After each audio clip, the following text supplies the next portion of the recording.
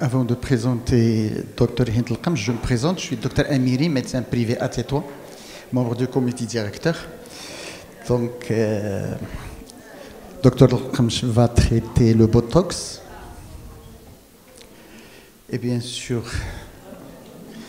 vous êtes dans toutes vos villes, il y a beaucoup de personnes maintenant qui font le Botox, donc n'importe qui, maintenant au Maroc, fait n'importe quoi. Mais normalement, c'est un travail qu'il faut laisser aux spécialistes. Il y a des médecins généraux qui ont des DE dans ce sens, ok. Mais normalement, je pense, à mon avis, et ça on va le voir avec Dr Hind El-Qamch, le Botox, son intérêt, comment le faire et les différentes techniques. Alors, Dr El-Qamch, c'est une résidente au service d'esthétique et plastique au CHU Ibn Sina. Et elle est membre du comité de jeunes de MG Maroc depuis.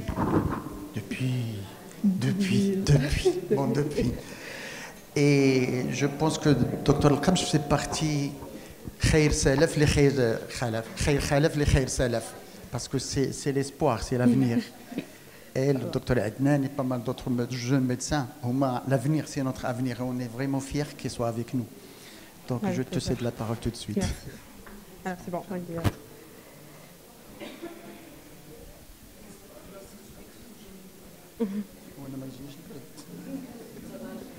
Alors, bonjour tout le monde.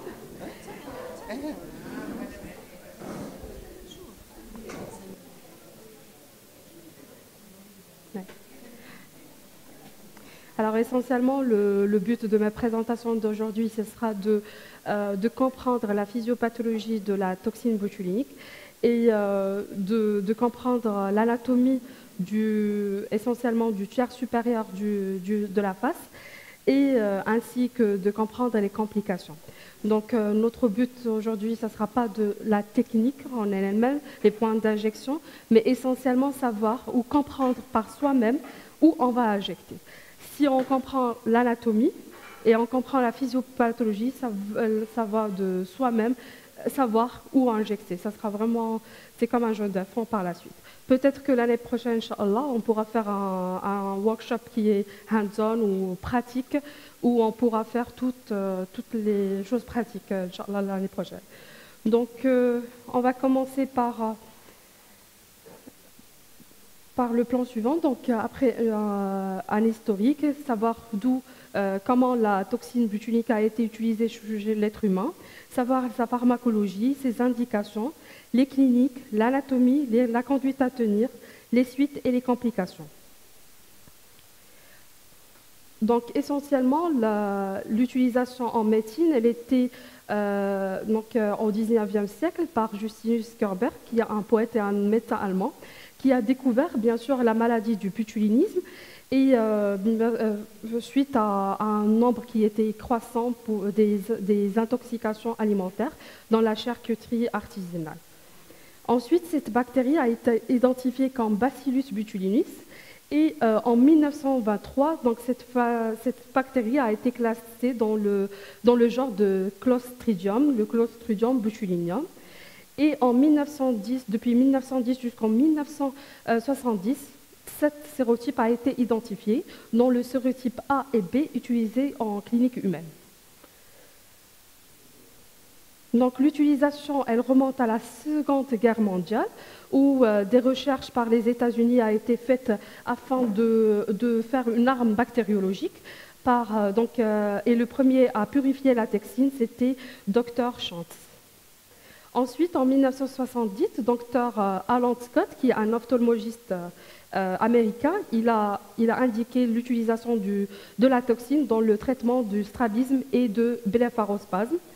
Et c'est ainsi, en 1990, que le docteur Coruters, avec sa femme, ils ont observé que lors de l'utilisation de la toxine dans le strabisme, il y aura une disparition des rides glabellaires. Depuis 2002 aux États-Unis et 2003 en France, donc l'AMM a été faite pour le traitement des rides de la glabelle Et depuis 2013, donc, elle est étendue au traitement des rides de la patte d'oie. Donc, cependant, lorsqu'on parle de la toxine butylinique, cette protéine a été purifiée environ 27 fois pour en arriver au produit que l'on connaît bien, c'est la toxine butylinique cosmétique ou à but thérapeutique. Donc, cette bactérie, elle est faite d'une chaîne qui est lourde et d'une chaîne qui est légère et qui est reliée par un pont disulfite. Et ce pont, donc, il présente une grande instabilité et il peut être rompu par la chaleur, l'eau de javel et le décan. Il faut bien retenir le décan.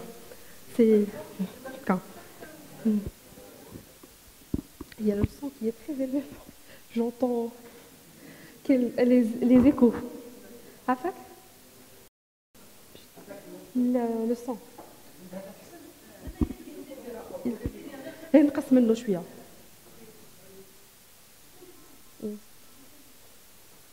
Parce que كنسمع راسي بزاف. D'accord. Donc il faut retenir cette notion. Cette notion, ouais. Alors il faut retenir cette notion que cette instabilité du pont du sulfure, elle peut être rompue lors de la chaleur.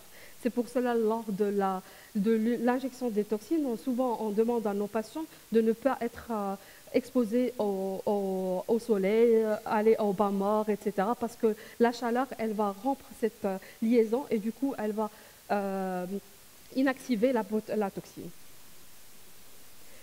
Donc la toxine butylique, elle bloque la transmission neuromusculaire en empêchant la libération de l'acétylcholine et le muscle ne se contracte pas. Donc c'est un caractère qui est réversible de la transmission neuromusculaire qui résulte quant à lui à une dénervation chimique par la toxine et à laquelle s'associe une atrophie musculaire. Sauf une chose, c'est cependant, compte tenu de la repousse des terminaisons nerveuses, on aura et l'expression de nouveaux récepteurs de l'acétylcholine. Donc la transmission neuromusculaire peut se rétablir après quelques semaines, justifiant alors le renouvellement du traitement. C'est 6 semaines à 6 mois. Donc d'ailleurs, je vais le dire dans cette diapo. Donc au bout de 4 semaines, il y a une reprise nerveuse libérant l'acétylcholine. La reprise fonctionnelle, il y aura une reprise de ces repousses par régénération de la plaque neuromusculaire. La paralysie, elle est atteinte au J2 de l'injection et son effet maximum, elle est à J15. C'est pour cela souvent on demande à nos patients de revenir à J15 pour faire des corrections, pour voir les... Donc la durée d'action, elle varie entre 6 semaines à 6 mois. Donc dans le domaine esthétique, on a dit que son AMM est destiné au traitement des rides du tiers supérieur, mais l'utilisation hors de cet AMM n'est pas interdite, mais le praticien, dans une position particulière, il assume tous les risques médicaux et juridiques. Donc, il convient de distinguer les toxines de type A, donc fabriquées et distribuées par les laboratoires. On aura trois laboratoires, le Botox, le Vistabel et le Dysport. Et bien sûr, les unités utilisées à quantifier l'activité de la toxine est spécifique pour chaque laboratoire commercialisant la toxine botulique. On passe aux indications en médecine esthétique. Donc, bien sûr, les meilleures indications des injections de toxines sont le traitement des rides, de la glabelle et du front. Donc, souvent traités simultanément pour éviter un déséquilibre entre les muscles abaisseurs et élévateurs du sourcil, ainsi que les rides de la patte d'oie. Et bien sûr, il existe d'autres sites d'injection moins classiques et de réalisation plus délicates, dont les résultats sont plus aléatoires. Donc, les mauvaises indications, donc il faut vraiment éviter de traiter les rides de front chez un patient qui contracte le muscle frontal pour assurer une vision qui est directe. Elle est gênée, surtout les patients qui ont une gêne de ptose du sourcil. Donc, il essaie d'élever son sourcil pour bien voir. Donc, on va aggraver encore plus la ptose du sourcil.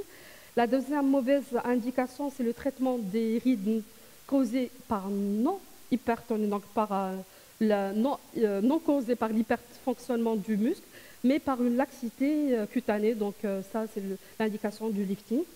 Et enfin, les patients avec des peaux épaisses et bourroïques, avec des profonds glabellaires, qui ne seront presque pas améliorés par le traitement, mais au contraire, ils sont aggravés.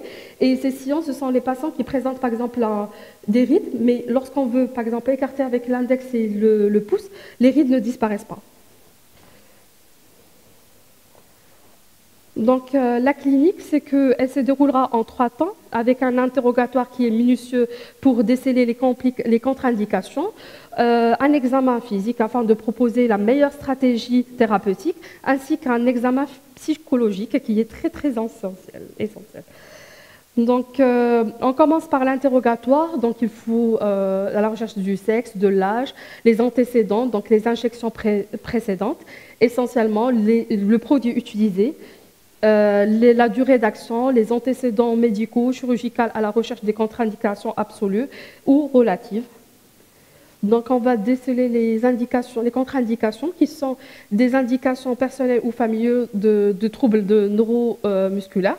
C'est la myasthénie, les troubles de déglutition, la dysphagie, la pneumopathie d'inhalation.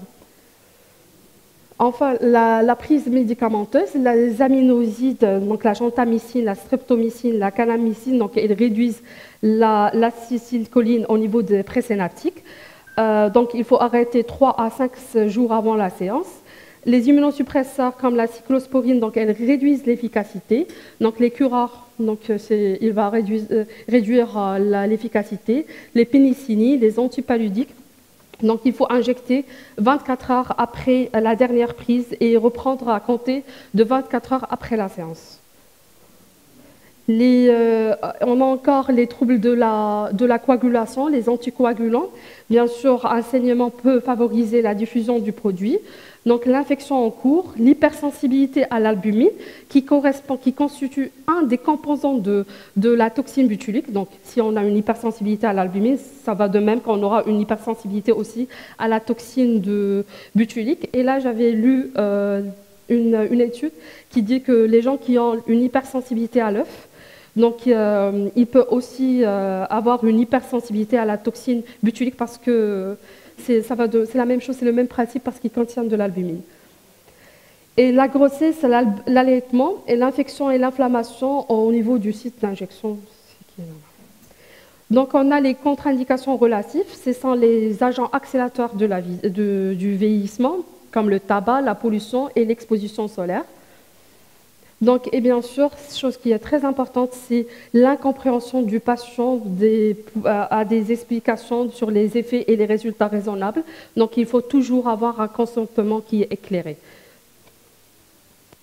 On passe à l'examen physique. Donc, il faut bien sûr étudier chaque segment de la face, la peau, la nature, la cicatrice, qu'il y a relâchement, le type du front court ou lent, la position du sourcil, la distance sourcil-cil, la profondeur des rides, la symétrie. Il faut rechercher une hypertonie musculaire et bien sûr l'étude de la mimique de la région fronton-orbitaire, analyse statistique et dynamique et dépistage des patients à risque comme les petits francs, risque de ptose du sourcil et les patients représentant des poches graisseuses importantes qui risquent de majorer la ptose. Donc l'examen psychologique, il faut s'assurer que le patient a bien compris les différentes étapes et les suites de l'acte, la motivation du patient, les attentes irréalistes, repérer les dépressives et repérer les dysmophobiques. Donc c'est essentiel. On passe à l'anatomie. Donc on va expliquer avant tout, il faut comprendre ce qui se produit dans le vieillissement facial. Donc le vieillissement, il va affecter tous les constituants de la face et l'architecture, bien sûr, les tissus mous et l'architecture osseuse. Donc par 3 mécanismes, c'est la ptose, l'arthrophie et l'hypertonie musculaire. Alors grosso modo, on a 3 phénomènes qui se produisent. Les rides qu'on pourra traiter par la médecine esthétique, une perte de volume qu'on pourra traiter médicalement ou chirurgicalement, et l'atrophie et le relâchement qu'on pourra traiter bien sûr par la chirurgie. Donc le vieillissement, il va entraîner un relâchement des tissus mous, donc théoriquement un allongement musculaire, mais donc le muscle c'est un tissu qui est réactif. Donc il va répondre à cet allongement par une hypertonie. Donc il va combattre le relâchement par l'hypertonie, donc ce qui va entraîner un raccourcissement et un repositionnement du muscle à sa place. Alors contrairement à la peau, qui est un tissu qui est aréactif, donc elle va se relâcher naturellement avec le vieillissement.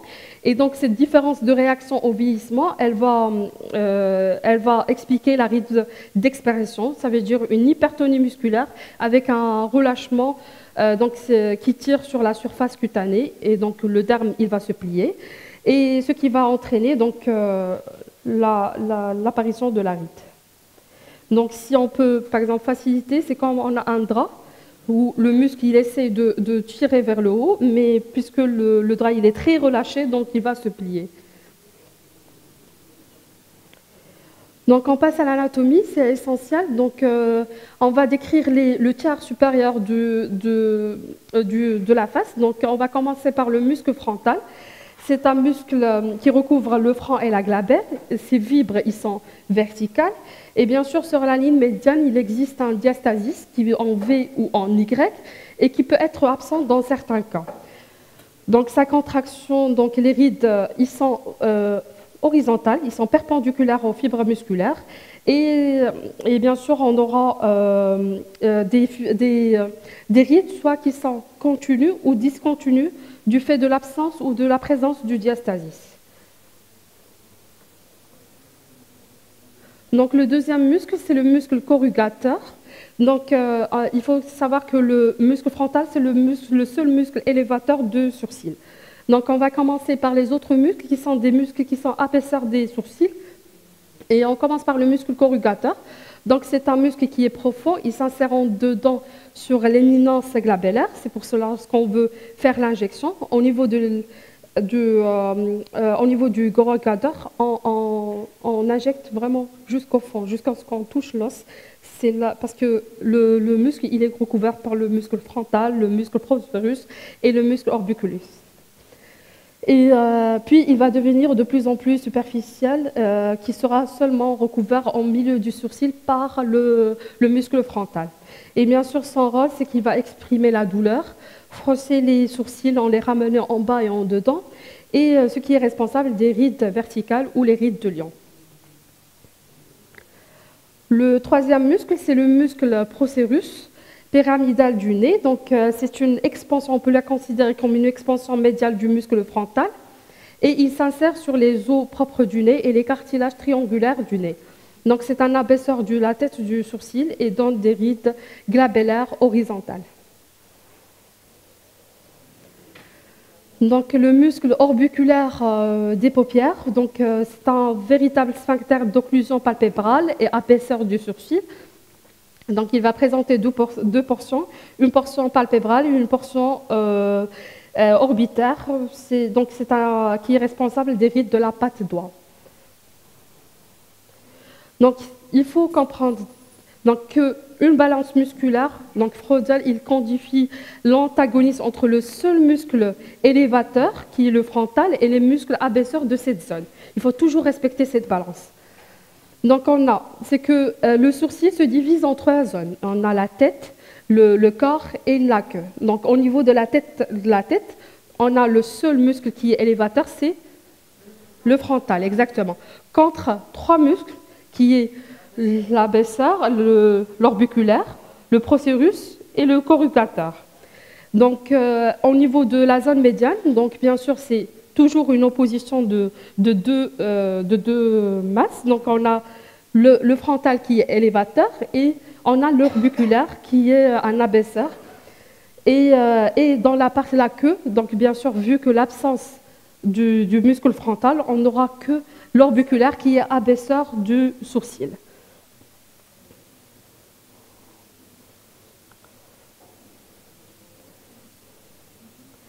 Donc, avant l'injection, il faut préférable d'éviter de prendre l'aspirine, les anti-inflammatoires ou des anticoagulants pendant les 2 semaines qui précèdent et qui suivent l'injection afin de minimiser le risque d'échymose et de saignement, mais aussi afin de diminuer le risque de diffusion du produit vers les muscles périphériques et d'éviter ainsi les effets secondaires indésirables. Donc, il n'est généralement pas nécessaire de prévoir une anesthésie dans la zone à traiter.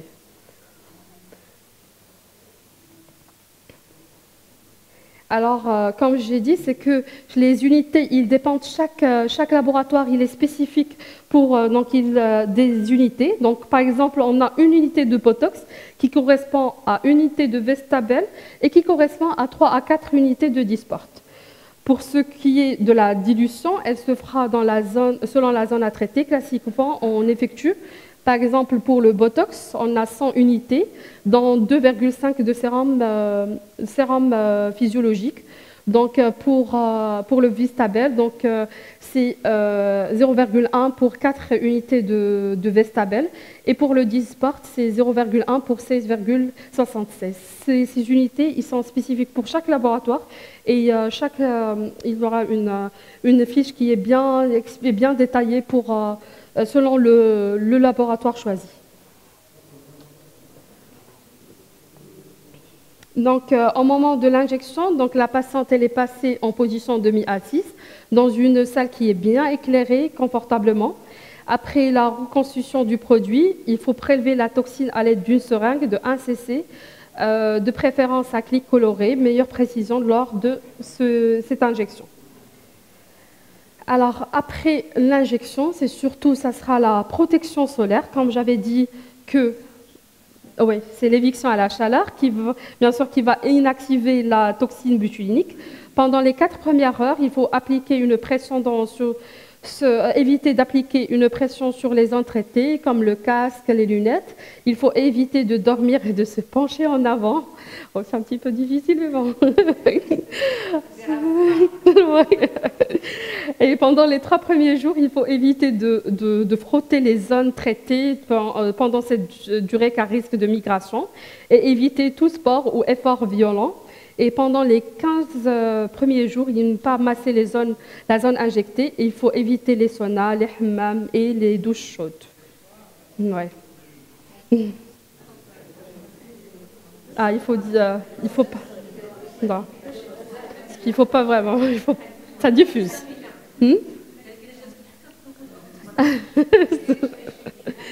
Allez, il faut pas frotter. Donc, on va passer, avec plaisir, on va passer à un chapitre qui est très important, ce sont les complications. Donc, on a le premier volet, c'est lié à l'injection, et qui sera la douleur au point d'injection, et elle est rare si le produit est lié au sérum physiologique, et si l'injection n'est pas faite près du périos, donc, et tout doucement. On a l'érythème, pardon ? C'est ça. Donc, l'érythème et l'œdème au point d'injection qui sont minimes et transitoires. Et l'échymose en point d'injection, elle est possible. Donc,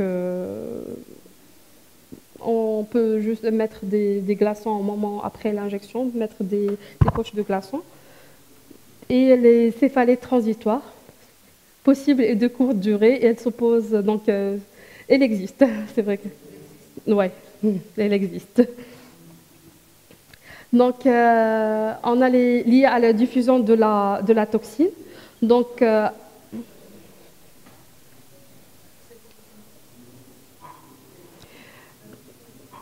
l'atteinte du muscle, là, on a la ptose palpébrale et elle correspond à l'atteinte du muscle releveur de la paupière supérieure par diffusion à travers le septum orbitaire. Donc, c'est dû à une injection glabellaire du corrugateur. Ouais. Je vais expliquer par la suite. C'est réversible. Ça va prendre un petit peu de temps, mais c'est réversible. Donc, une injection trop basse de la queue du sourcil, donc par exemple, surtout au niveau du frontal, il faut toujours respecter 1 cm à 2 cm du sourcil pour que ça ne diffuse pas au niveau des muscles orbiculaires. Donc, elle va durer quelques semaines, mais elle est totalement réversible. Donc, bien sûr, la prévention, c'est qu'il y ait une faible dilution, donc éviter de piquer à proximité du releveur de la paupière supérieure.